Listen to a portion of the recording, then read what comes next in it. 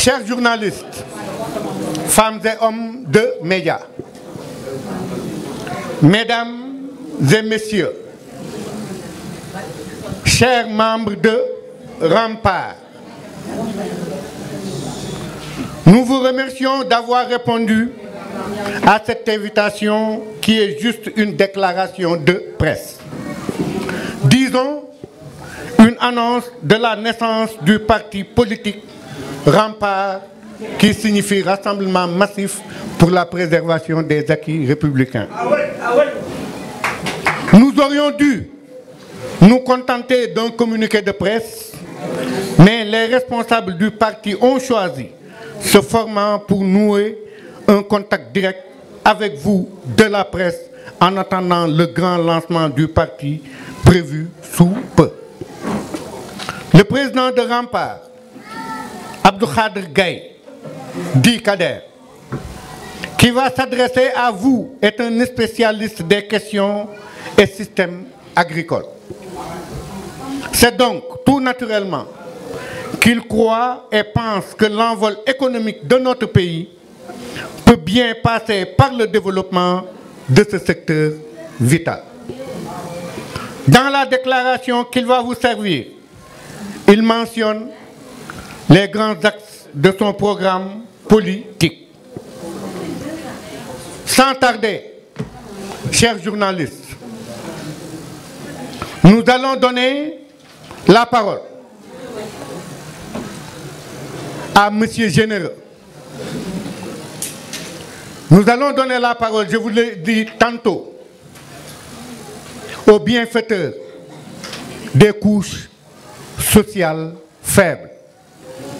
Nous allons donner la parole à quelqu'un qui s'est armé d'humilité et de modestie. Ces deux valeurs intrinsèques, il en a fait son sacerdoce. Nous allons donner la parole à quelqu'un qui est incontournable, qui est inamovible, à quelqu'un qui ne se fatigue jamais, à quelqu'un qui, durant toute sa vie, n'a eu qu'un seul et unique numéro de téléphone que tout le monde connaît, et il ne lésine pas à prendre tous les appels qui viennent de son téléphone. Nous allons donner la parole à qui? À mon ami, à mon frère. Nous allons donner la parole au président de Rempart, Abdou Khader Gaye, dit Kader. Président. Kamojo golle balema limata ko Kader nani. Ada hola, ada yida, ada nyagana jam cellal kisale bamtare. Kader dani pula. Raji. Bismillahir Rahmanir Rahim. Assalamu alaikum. Mesdames, Messieurs, chers journalistes et chers militants du mouvement au parti politique, créé comme mouvement le 1er octobre 2015, l'objectif du Rempart, le rassemblement massif pour la préservation des acquis républicains, était d'accompagner les pouvoirs publics dans leurs efforts de développement du Sénégal. Le mouvement menait également des actions de solidarité et d'entraide de par ses propres initiatives.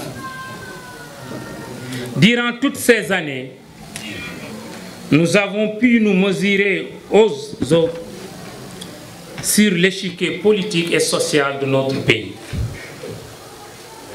Les leçons tirées de nos différentes participations à la gestion du pays et de nos expériences politiques nous réconfortent dans notre volonté d'aller de l'avant et de faire encore mieux. Le rassemblement massif pour la préservation des acquis républicains Rempart regroupe des Sénégalais de tous bords qui croient au développement de leur pays. Après donc toutes ces années d'accompagnement et de massification, nous avons décidé de transformer le mouvement Rempart en parti politique. C'est ce que nous annonçons aujourd'hui.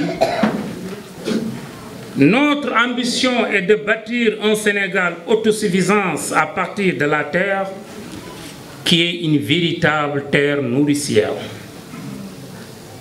Le vaste programme de développement durable Sénégal, PDDS, que nous préconisons constitue le socle de notre projet politique. Il est articulé autour des axes suivants. Le secteur agricole. Notre cher pays dispose d'assez de terre, de l'eau, du soleil, de la science, d'établissements de formation et de recherche de haut niveau pour propulser son envol économique. Nous allons trouver les moyens financiers et matériels qu'il faut et mettre des mécanismes et systèmes nécessaires qui permettent une pratique agricole pour tous et par tous et à toute saison, avec une bonne politique de maîtrise de l'eau.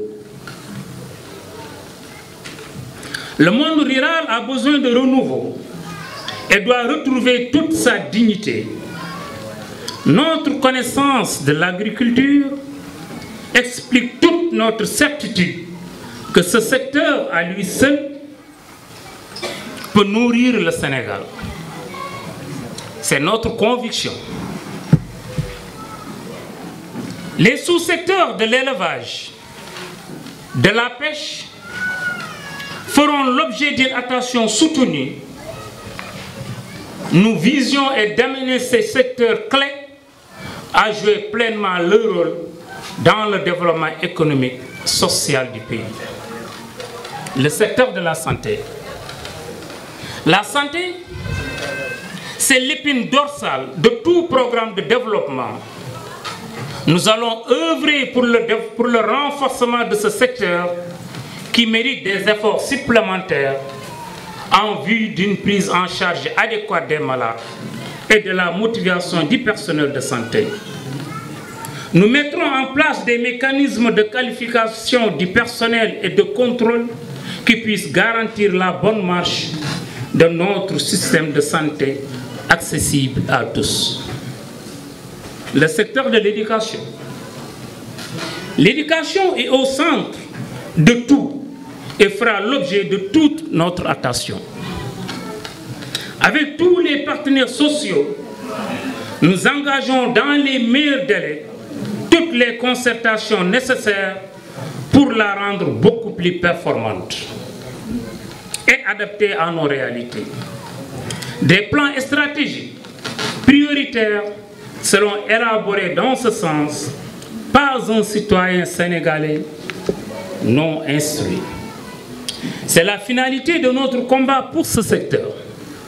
Les infrastructures, la fluidité de la circulation et le facile accès des populations à tous les lieux de vie et de production de recherche du Sénégal seront inscrits dans nos priorités et les moyens relevés.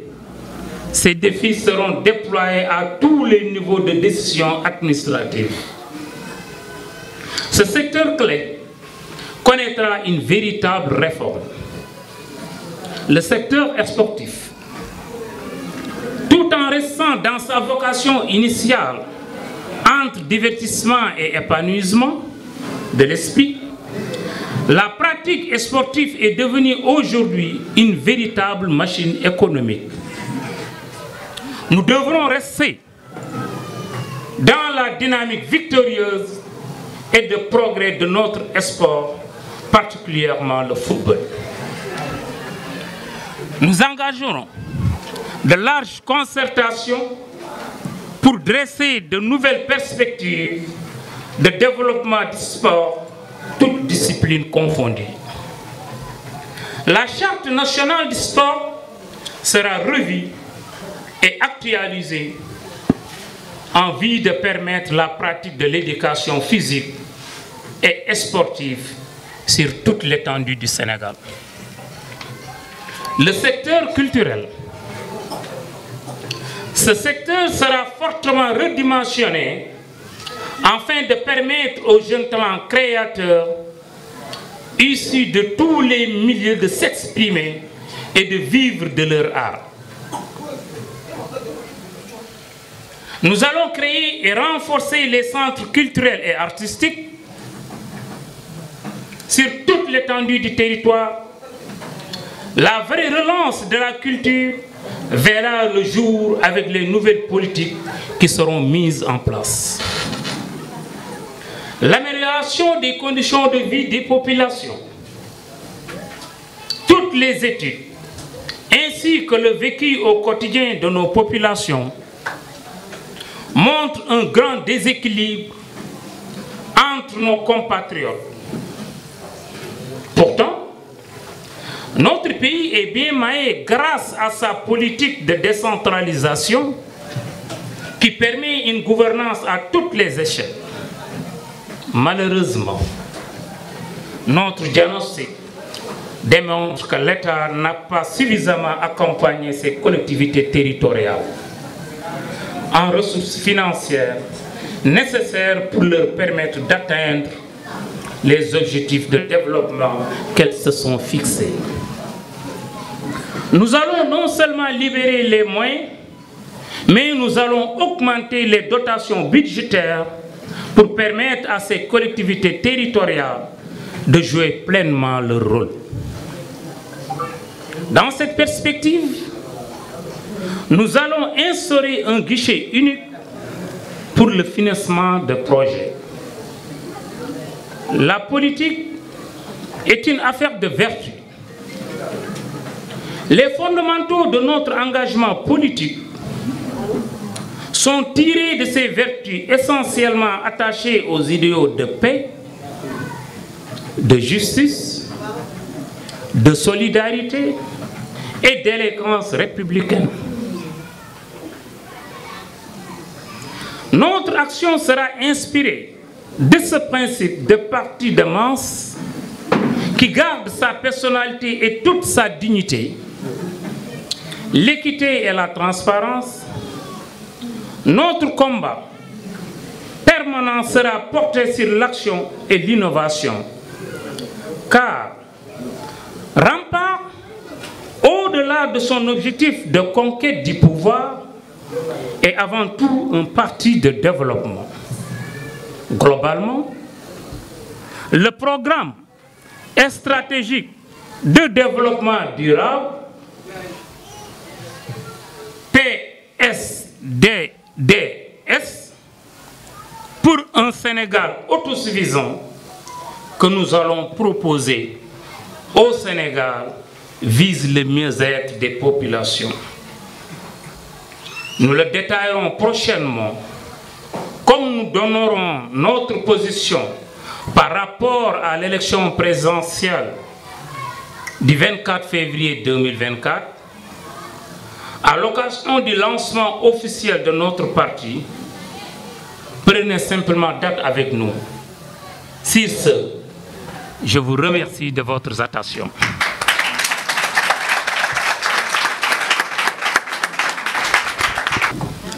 Assalamu alaikum. Suñu mbokku journalistes yi soxna yi nga xamante ni ñoo fi nekk jeunesse bi góor ak jigéen mais aussi di beral nuyoo waa Rempart bi nga xam ni bés bii tey ñoom ñoo ko tax mu nekk. xam naa si tënk rek su leen ma ko permettre, chers journalistes et invités, mooy li ma lakkantu léegi si nasaraan ma jéem ko tënk tuuti si kàllaamay wolof. te moo di Rempart ñu koy wax rassemblement massif pour la préservation des acquis républicains mi ngi juddu octobre 2015 ci Rosso Sénégal département wu Dagana région de Saint-Louis bi ñu koy taxawal boobu mouvement politique la de 2015 à octobre 2022 Rempart mouvement politique la woon. D'ailleurs bi mu nekkee mouvement politique ba nii ñu ko defee parti politique même Rempart boobu moo doon rassemblement autour de Macky pour la préservation des acquis républicains jamono bi mu nekkee mouvement. Mais tey réflexion yi di dem xalaat yi di dem mébét yi di dem boroom xel yi nekk ci Rempart dem ba ni Rempart kat bi ñu tudde woon rassemblement autour de Macky pour la préservation des acquis républicains tey jii gis-gisam dootul gunge dootul ànd rek dootul accompagner mais tey jii Rempart amaat na beneen gis-gis bu bees mooy mu jóge ci mouvement parti politique mu dem jóge ci mouvement politique dem ci parti politique. Parti politique nag ku ko wax sa objectif mooy nga xool photo yu président de la République mooy objectif pour Rempart. Mais aussi ñu xam ni parti politique Rempart bii pour mu mën développer li nga xamante ni moom la bëgg daf koy teg ci charte yi nga xamante ni dina yore réew pour mu dox. li ma tënk léegi ci tubaab te moo di Rempart fu mu sukkandiku pour développer ndax parti développement la mooy ci mbay ci santé ci élevage ci éducation ci infrastructure loolu bokk na ci li nga xamante ni mooy nécessité pour que Rempart développer Sénégal ci ëllëg boo xamante ni gis-gisam mooy toog nekk un président de la République. Donc pour bañ a guddal liñ ñu mayoon ci waxtu daanaka jot na ñuy remercier ñëpp rawatina l'administrateur du parti Alioune Diop di gërëm ñëpp ñoo xamante ni ñoo ngi fi ci seen tur ak seen sant di leen wax ni wax dëgg yàlla kontaan nañu ci seen teewaay bii kontaan boo xamante ni am na fu mu commencé mais amul fu mu yem. ñoo ngi leen di wax nag ni leen lii déclaration de presse kese la woon mais ci kàttanu yàlla balaa yàgg ci mois de décembre daañu lancer officiellement Rempart ak fu mu jëm ci élection yi ngeen baal ñu ak wasalaam. Déclaration tant attendue, déclaration livrée, et tout un chacun à partir d'aujourd'hui sait à quoi s'en tenir par rapport à son discours. Maintenant, ça c'était la déclaration officielle, mais on ne peut pas lever la séance sans pour autant donner la parole à une dame, parce que xam ngeen ne àdduna bi moom lu góor di def soo buggee mu neex da nga ciy boole jigéen ñi. Donc de là, avec la permission effectivement du président de séance, l'administrateur général, nous allons donner la parole à Aminata Diagne pour 2 mots de salutation et d'engagement solennel. Chers journalistes, chers sympathisants, et nous sommes très honorés de vous recevoir parmi nous. Donc moi, je m'appelle Aminata Diagne. J'occupe le secteur du développement local. C'est un plaisir d'accompagner M. Kader Gaye par son dévouement, par son engagement, mais aussi par sa sincérité. Tout en sachant que le combat que nous menons est très difficile.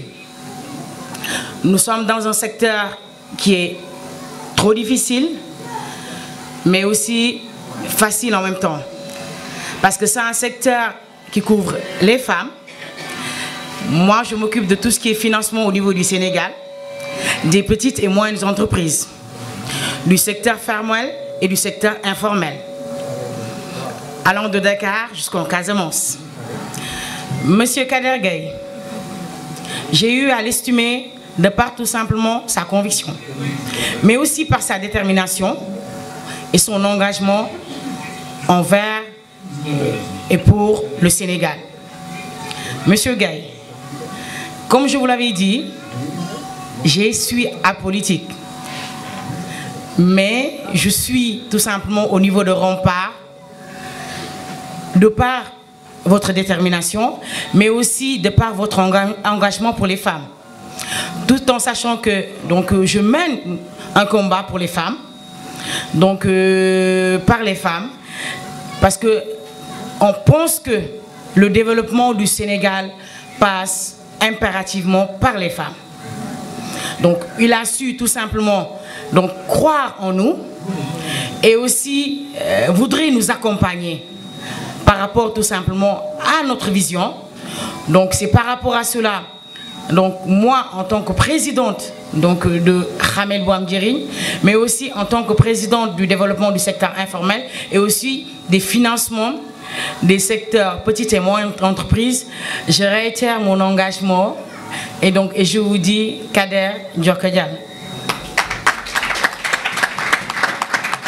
Assalamu alaikum. ñu fi teew salaamaaleykum suñu mbokku jigéen ñi salaamaaleykum aussi kilifa yi ak suñu mbokku góor yi fi ne ñu ngi leen di nuyu ñëpp di jaajëfal ñëpp mais aussi di leen remercier ci seen teewaay ndax xam nañu jot amut te lu yëngu rek lu ko yëngal ëpp doole. Monsieur Kader Gaye sama teewaay xam nga ko ndax yàgg nañu taxaw ci milieu bu ma ne. moo tax ma am tur bu ma ne dama ne woon duma politique parce que ci lu may liggéey la man sama liggéey sama combat de chaque jour mooy jigéen yi nu ñuy mënee jëm kanam te bañ a dépendre ci kenn. ma nekk ci wàllu développement nekk nag ci secteur bu nga xamante ne moo gën a metti mën nañ ne mais yenn saa yi suuf si digg nga xam ne metti muy secteur informel. ñuy xool nu ñuy jàppalee jigéen yi ba nga xamante ne mën nañu demal seen bopp te duñu yaakaar ci kenn. Kader tey su mu fi ñëwee monsieur le président c'est parce que dama gis ni sa gis-gis nga am vision pour le Sénégal ñu koy waxee mu jëmale ko nag si jigéen yi parce que man xeex jigéen yi moo ma teewal te dama gëm ni ka jigéen yi ñoo yore réew mi te lépp luy dem développement ci jigéen yi la mën a am te jigéen yi suñu amulee koom réew mi du développé nga nangul ñu ko lool moo tax suñu ànd bi yomb lool tamit ñu lay ne ñun jigéen ñi wala jigéen yi nga xamante ne maa leen jiite de Dakar jusqu'au Casamance yoo xam nga ci loolu donc ñu lay réitérer suñu engagement di la ne ñun ñu ngi gannaaw rempart merci. Mais avant ñuy lever la séance, le dernier mot va revenir à l'administrateur général du parti, donc monsieur Alioune Diop man sama xaritu bopp man maa la tànn sama bopp mais président 1000 fois merci. Ce sera juste une toute petite phrase. Nous sommes au terme du timing qui nous était imparti par l'autorité administrative, en l'occurrence le sous-préfet de Grand Dakar. Le timing, c'était de 15h à 18h. On est à 5 minutes de 18h00. Je déclare effectivement clos notre entretien d'aujourd'hui. Et de rappeler, sans vous l'apprendre, aux journalistes que c'était un communiqué de presse et non une conférence de presse. Ne suivra pas de questions, bien sûr. N'est-ce pas? Je vous remercie et bon retour à tout un chacun. Mais dama ñëw Rosso laaj ko ñu ne Haalpulaar ñu ne Kader ko moƴƴo galle makko woɗɗaani ku baax la mais këram soriwul kon Kader olof yi pël yi joolaa yi Sénégal yëpp ko bëgg ndax mbaaxam ak am vision yéene sénégalais yi ba diaspora bi loolu moo tax ma woy ko woy woo xamante ni moom da koo bett dama ne ko dinaa la woy mu nekk ku baax keroog ñoom ñoo ànd parce que foo gis Kader di nga ko fa gis moo tax ma kereel ko benn woy ndeysaan ne faaw ma ñëw nit ki nag buñ ne baax na dañ naan mbokk yaa ko te boo xoolee xam ne ñii ñëpp dañoo booloo ànd bëgg la moo tax ma ne nañu fal ki ñu wóolu bu ëllëgee duñ ko rëccu ki la jox ndekkeeg añ bu la digee reer nga gëm suñu soxla yaa ci gaaw suñu aajo yaa ci man ku feebar nga faj ku jaaxle nga taxaw xale yi nee nañu yow mag ñi nee nañu yow Kader Gueye ndaw ñi nee nañu yow Kader Gueye aduna nee na yow Kader Gueye daana nañu ni Kader waa bi jee ñëwal son bi xam naa gars yi yàkkamti nañ ko commencé ko ci kaw loxo jël ci kaw jël ko ci kaw morceau bi yow Kader Gueye waalo waalo bi président Rempart Rosso Sénégal président Rempart ak Rosso Sénégal loxo loxo loxo loxo ñëw na lool jëf ja bari na loole yow Kader Gueye yow laay wayal waalo waalo bi yow Kader way wi yaa ko moom jëlal yow Kader Gueye waalo waalo bi président Rempart way wi so Sénégal Yacine Gueye doomu Baara Gueye président Rempart ak Rosso Sénégal am ñu ko bëgg loxo ci kaw loxo loxo ndeysaan am ñu ko bëgg loxo Tu es le meilleur. Seri Awa Kandé bye mama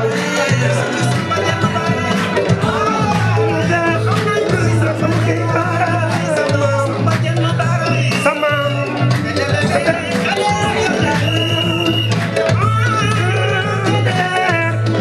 nguur teral baadool teral nga say maas may nga bokk ko saaf kan gërëm nañu la waaye loxo loxo loxo loxo loxo Gueye waalo waalo bi président Rempart yaa ko Rosso Sénégal di wax lu baax ma ñaan Kader ca kanam a kanam yow Kader Gueye waalo waalo bi président Rempart yaa ko Rosso Sénégal am nga ñaanu baay yow Kader dama kanam yow Kader loxo loxo waaw waaw yaa ko Rosso Sénégal am na ñu ko bëgg loxo mooy bàyyi mama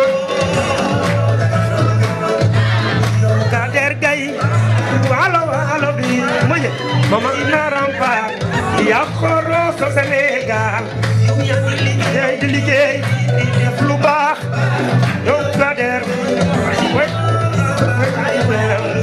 Kader Gueye waalo waalo bi président Rempart yaa ko Rosso Sénégal ah waaw temps bi dañoo xoj Marème waaw dama bëgg ngeen tàccuwaat Kader ana sama mbokk Haalpulaar yi